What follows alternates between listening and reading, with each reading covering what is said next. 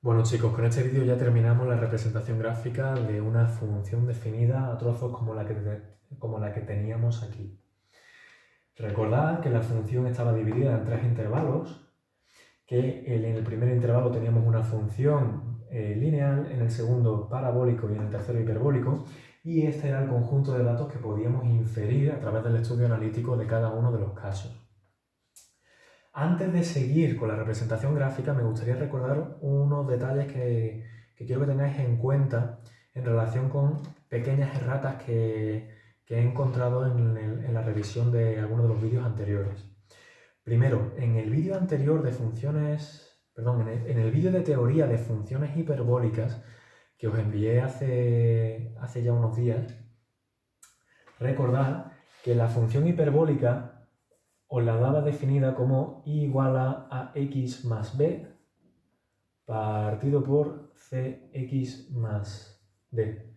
Estoy pensando que quizás esto lo di en clase, no en un vídeo de teoría. Creo que fue en clase. Pues bien, se me olvidó deciros que c no puede ser 0, porque si c fuera 0, entonces no hay una x en el denominador y por tanto no tenemos función hiperbólica, ¿de acuerdo? Entonces quiero que completéis la teoría con este dato, que se me ha olvidado recordaros en alguno de los otros vídeos relacionados con funciones hiperbólicas que he hecho para vosotros estos días, ¿de acuerdo? Que es donde me he dado cuenta del error.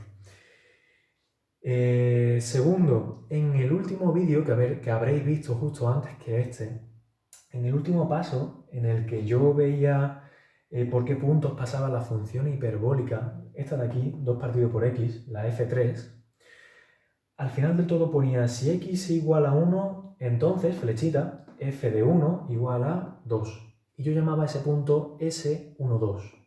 Bueno, seguramente algunos ya os habréis fijado en el detalle de que ese punto S12 coincide con el punto R12 que teníamos por el otro lado dado por la función parabólica. Entonces no tenía sentido llamar a ese punto S, porque ya tenía nombre, se llamaba R, ¿de acuerdo? Entonces a ese punto le llamamos R12, no le llamamos de otra manera. Y por cierto, alguien podría decir, bueno, ¿y si quisiera darle otro valor a la variable x, como por ejemplo x igual a 2, por tener más información? Bueno, pues también sería válido. Podríamos haber hecho, bueno, ¿qué pasa si x igual a 2 para la f3? Pues entonces f3 de 2, perdón, es igual a 2 partido por 2, que es igual a 1. Llegamos al punto 2, 1. Y el punto 2, 1 podríamos llamarle, por ejemplo, S. ¿De acuerdo? S, 2, 1.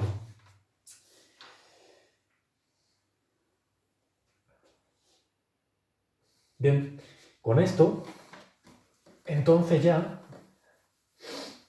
en este ejemplo que hemos visto, podréis comprobar que en este ejemplo que hemos visto de funciones definidas a trozo, al final la función definida a trozo global es una función continua en todo R, porque en el límite de este intervalo, de estos dos intervalos, las funciones coincidían en el punto Q, y en el límite de este otro límite de intervalo, entre intervalos, las funciones f2 y f3 coincidían en el punto R, que era el punto 1, 2.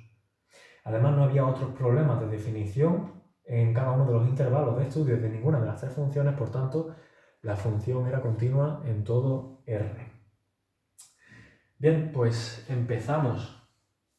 Vamos a representar la función definida a trozos f de x y para ello vamos a empezar con la f1, la función lineal que estaba definida desde este punto hacia su izquierda. Si recordamos, en la información que tenemos aquí de chuletilla recordatoria, la función f1 pasaba por el punto P, menos 7, 0, y por el punto Q, menos 2, 5. Por tanto, representamos los puntos P y Q, que estaban en el menos 2, 5, aproximadamente aquí, y representamos la recta que definen estos dos puntos. Con un poco de cuidado, por favor, que nos salga lo más recto posible.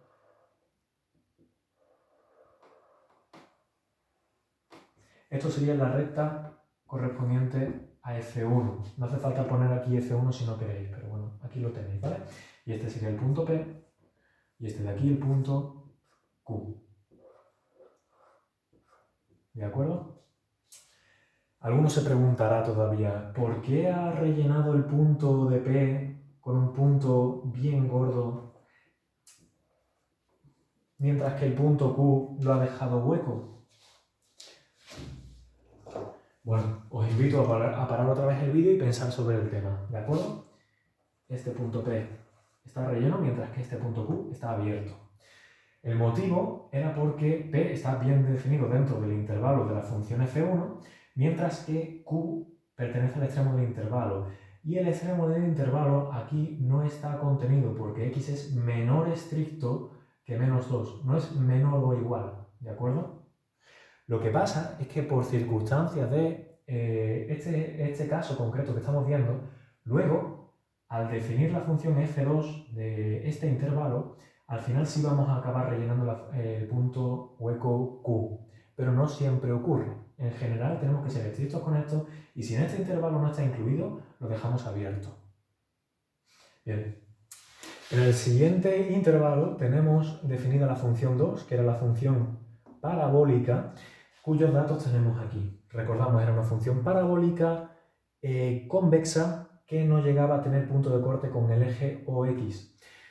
Teníamos el vértice en el punto 0,1, está por aquí, esto es el vértice, pasaba por Q, y ahora bien, Q es el punto donde x es igual a menos 2. Como x igual a menos 2 sí pertenece a este extremo del intervalo, ahora el punto Q, por esta función 2, sí se debe rellenar, porque en este caso sí está incluido.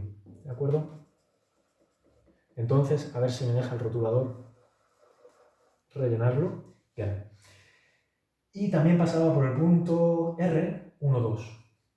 El punto R12 está aproximadamente por aquí. El punto R.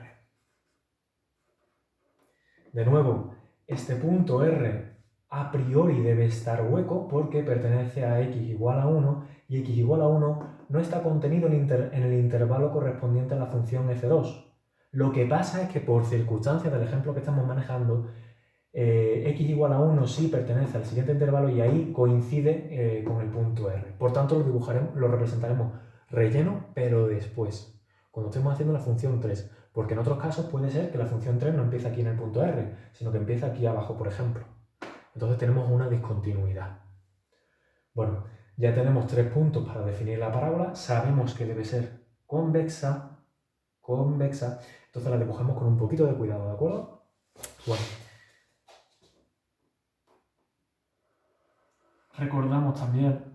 Es bueno recordar también que las funciones parabólicas son simétricas con respecto con respecto al vértice.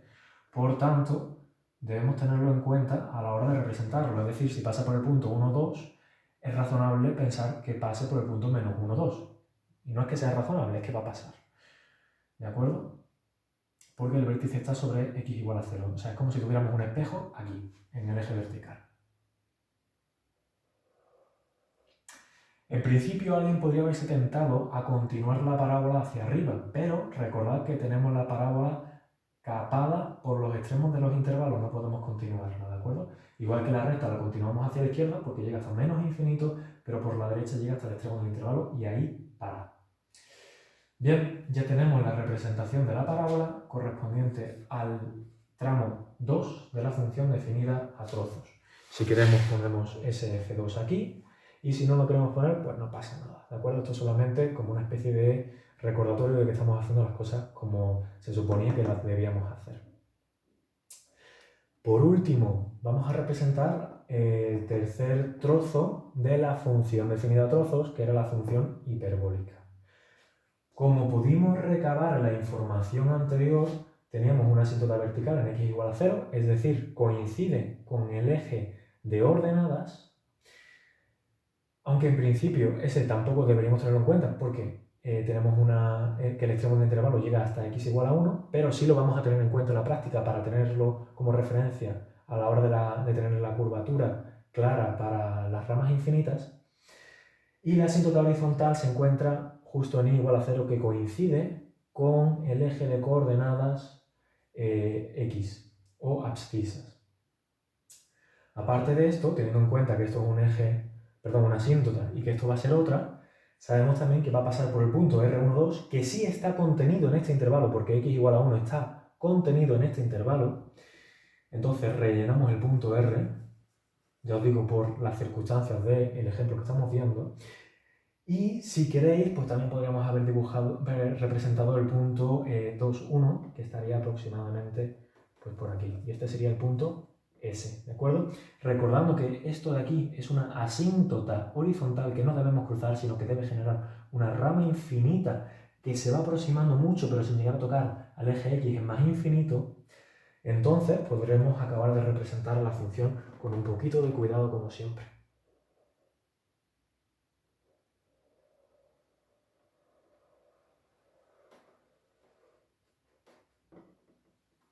Por aquí, si la rama siguiera por su izquierda, debería hacer una curvatura que llega casi a tocar el eje vertical, pero no lo llega a tocar, porque ese es también una asíntota vertical, recordadlo, ¿vale? Bueno, pues con esto la función definida a trozos ya está representada en sus tres intervalos y aunque ha quedado toda la explicación muy larga y muy tediosa, yo lo sé, chicos, lo cierto es que representar una función que es una recta lo sabéis hacer perfectamente, es muy sencillo. Representar una parábola lo sabéis también hacer, es muy sencillo, solamente tenéis que repasar, que lo importante era el vértice, los puntos de corte con los ejes si los hubiera, y los extremos del intervalo. Y la función hiperbólica que la vimos hace ya unos días y también era relativamente sencilla dibujarlo. Lo único que pasa es que este tipo de problemas se hace muy largo, lo sé, se hace muy largo, pero la representación de cada una de las partes, teniendo en cuenta los extremos de los intervalos, con un poquito de cuidado, es sencillo. O sea, el problema que estamos planteando en este tipo de ejercicios es largo, lo sé, pero teniendo las ideas más o menos claras de los tipos de función que hemos ido viendo hasta ahora, es fácil poder resolverlo. Es tan solo largo.